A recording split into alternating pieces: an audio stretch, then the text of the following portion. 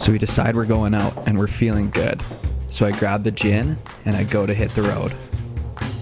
But I realize that the gin won't do solo. So I double back and grab the brandy too.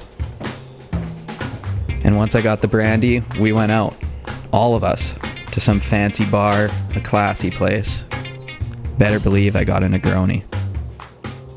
And when I got back, a couple hours later, I was still buzzing, and inagile, and a bit tired.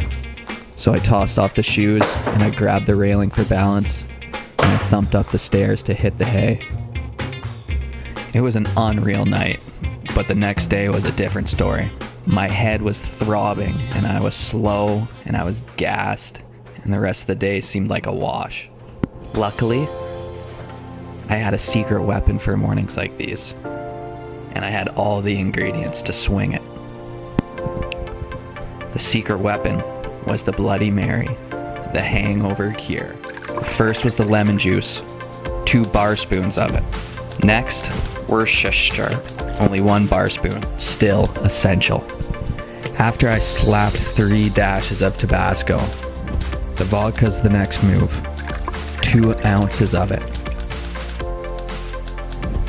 And now it's the tomato juice, 4 ounces, pour it in. Now there's the finishing touch, half a bar spoon of horseradish, add the ice, and mix it together.